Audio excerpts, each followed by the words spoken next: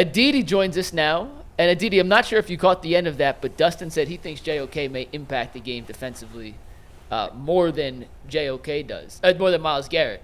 Would you agree with that? I don't disagree with him. And Adam, you have to remember, JOK, you're talking about his improvement. He's healthy.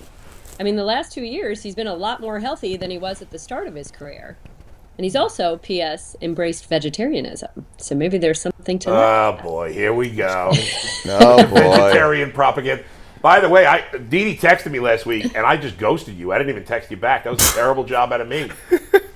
You know what? This is how busy I am and how crazy I am. I didn't even realize. notice. Yeah. That's how relevant you are, Adam. What's that? That's how relevant you are. That's how important I am. Yeah, I don't know about that. I started this as an apology, and now I'm offended. No, please don't be. Really. Seriously, I'm just saying that all the things we have going on in our lives don't carry any guilt over that. Yeah, I'm not feeling bad about it. Fair enough. And when I feel bad, I tell you, I'm like, hey, what are you doing? Yeah, leave it to the liberals. They're always. I was triggered. And we got to bring politics into this? I was Seriously? Jeez, is that necessary? I was triggered. He's my buddy. Yeah. G's a liberal, too. It's okay. Sure about that? I'm sure. Aditi, let's get into the Browns. Let's get into the Browns and Deshaun Watson. We were talking before. Overall, on this panel, at least, everybody was pretty happy with Watson's performance. Certainly, we've lowered the bar, I think, a little for our expectations at the moment. But what did you think about his performance? And should we lower the bar, at least in the short term, for him? It's funny because I had the Steelers this past week, and in Pittsburgh, obviously the conversation is Justin Fields and Russell Wilson, and what do you do, and has Fields done enough? And this is relevant to this because I'm sitting here, the way that we as fans assess quarterback play is very, very different than the way coaches are looking at what they need. And right now, week 2 of the season, where everybody seems to be playing ugly, ugly, ugly football. September football has become what August football once was. And I think it was you, Adam, who might have even said that last week. And so really, it's one of those things where the letters matter way more than the numbers. It's what can you do, W. And when we were talking to the Steelers coaches about Justin Fields, I think the thing that stands out most to me about him is that he is desperate to hold on to this starting job, and yet he's not getting greedy. He knows that the Steelers are playing very ugly ball right now, but that's what the coaches are asking him to do. They're asking him not to turn the ball over. They're asking him to play smart situational football. They're asking him to be smart with his decision making, and so he is. And is he showing the flash and the splash that fans want? No, but he's doing exactly what the coaches are asking to get out of a building with a W. And so in that sense, you're looking at Deshaun Watson and you're saying, where is the $230 million arm? Where's all that flash? Where's the splash? Right now, the Browns just need to stack some wins. They just need to play some clean football, and they can build off of that. And in some ways, maybe I hate to say treading water until Nick Chubb gets back, but maybe it's just, all right, let's just keep our footing until feel like we're more comfortable, until we feel like we're ready to push the envelope a little bit. So in that sense, okay, Deshaun did what he needed to do. And at some point, you know what? If you win by 30 or you win by 3, you don't get any extra points. Not right now. I mean, yes, I know at some point win differential makes a difference, but right now you just need to stack those wins. You need to feel a little good about yourselves. Aditi, let me take you to the defensive side of the ball because they played lights out in the first half. I mean, they held Trevor Lawrence to 16 yards. And ironically, one of their players was on a snap count. And once he was out, it was a big difference. And this is the second year we've noticed that when Denzel is not on the field, there's a major difference and a major cause for concern. Do you think that this is something, I think they said it's like a shoulder injury. Do you think this is something that's going to linger? Do you think he's going to be on another snap count moving forward? How long do you think this lasts? Okay, so to be honest with you, I don't have exact information on that, so I don't want to speculate there. But I think that it's smart to do this now because you don't want what is a small problem to turn into a big problem. So again, you're doing what you need to do to get a win, and right now you can get by with Denzel not giving you 60 snaps a game. So don't push the envelope right now. because you need him to get healthy. And again, you don't want what might be a minor injury to turn into a major one, and then you have him for 0 snaps. So, and obviously the team is so much better when he's playing. I mean, come on, he's one of the premier corners in the game. Of course he changes the game. Aditi, you are everywhere in terms of covering these other games and getting a chance to talk to coaches and guys around the league, players too. What do you make of the quarterback throwing yards? Right, offenses seem to be a tiny bit down, but good. Brock Purdy is leading the league, averaging 275 yards per game. I think there's only 5 or 6 quarterbacks over 250. Pat Mahomes hasn't looked. What do you make of it? Tell him the DB play is just outrageous. Percentages are rookie quarterback Bo Nix twice in a row, and now I get the Panthers and the Raiders. So I don't know that I'm the expert on offensive football right now. Even the Seahawks, week 1, Geno Smith, who openly told us that he believes he's one of the best quarterbacks in the league. I mean, there were 2 safeties in the first half. It's been bad offensive wait a second, football. Aditi. Are you saying you're not excited to watch games? It all comes back to nobody's playing in the preseason, and nobody's playing together in the preseason, and nobody's getting those reps as a unit, and so it's ugly everywhere right now. You're not excited? Again, I think this is a byproduct of the preseason not becoming a time where people actually play games. She's 1,000% right, by the way. Becoming a time. Sorry, I had too many negatives in there. All right, basically, play in the preseason so that you look a little bit better in September. That's how I feel. Didn't Patty play every preseason game?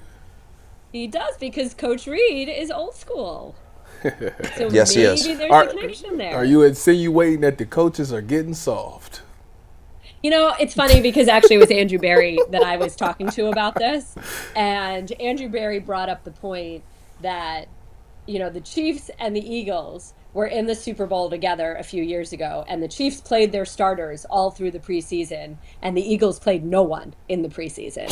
So, how do you know which is the right answer? Clearly one worked for the Chiefs, and the other way worked for the Eagles. So it's very easy to say one size fits all, but clearly that's not the way that it goes. Mm-hmm. I like to see guys play. I like, personally, for me, that I round games before I have week 1 with CBS.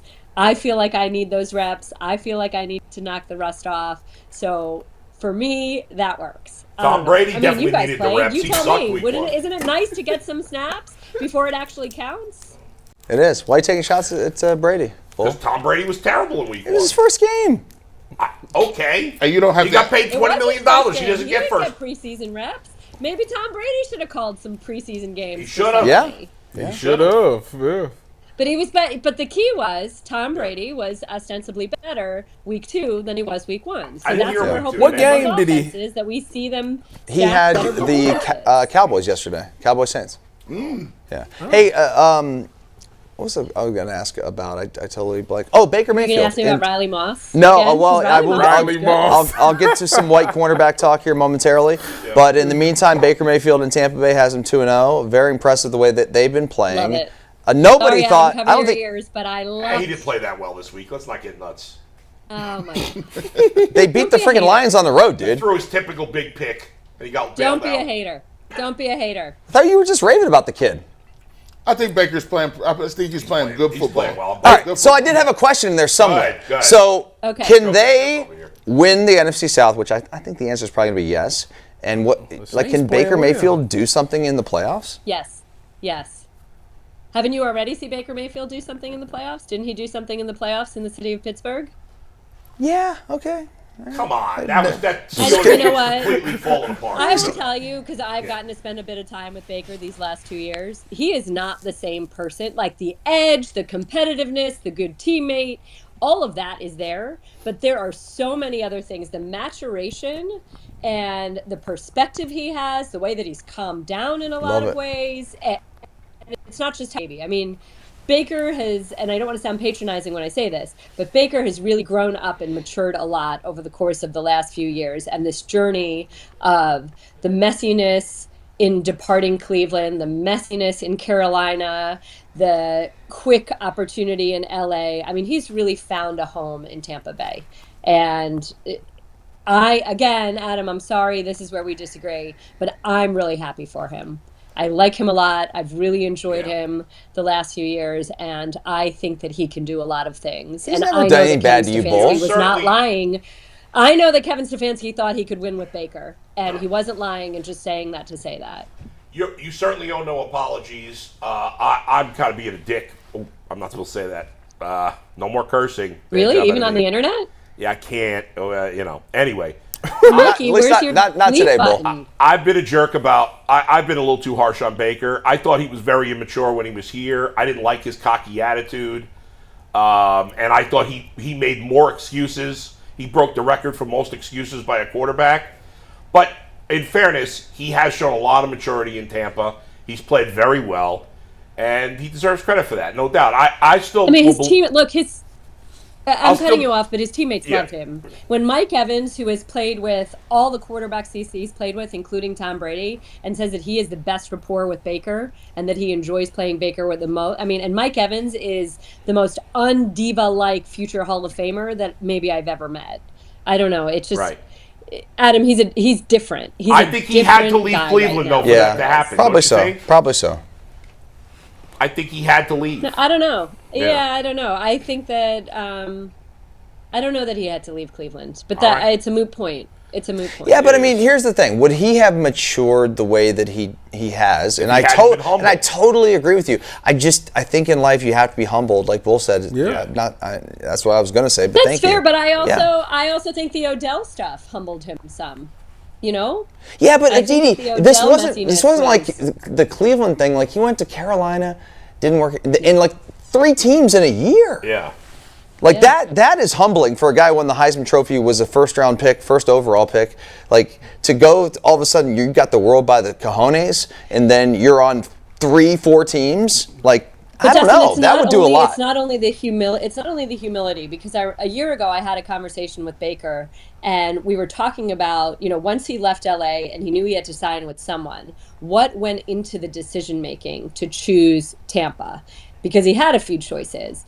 And I don't want to totally say that because it might come off as insulting to previous stops, but I think that, it's just like when you're dating someone, you think maybe matter, but then maybe you realize that you really need D, E, and F. So in each stop, you learn what actually matters most to you, or each person that you go out with, you learn what are kind of your deal breakers and what are your necessary things. And I think Baker also in that experience realized, okay, these are things I can be flexible with, but this is something that I absolutely have to have. And he made a very, very smart decision in choosing Tampa, because Tampa had organizationally, structurally, what he was looking for. Speaking of, Baker, he's put it together. He's started to, put some building blocks together, start trending in the right way, playing good football. Deshaun Watson played a much better game than he played, the first game against the Cowboys. But what do you expect in terms of building blocks for Deshaun Watson and the Browns offense? What do you want to see improvement on against the Giants, and what are some things they can do to kind of continue to build this offense to get it to a point where they think it should be at? I mean, everything. I think you want to see, I'll give you a Mike Tomlin line. He said, the more splash you see, that means the more comfortable you are. So even though I just told you a few minutes ago, you don't necessarily need explosion right now. You need the W. You need to do whatever it is you need to do to win.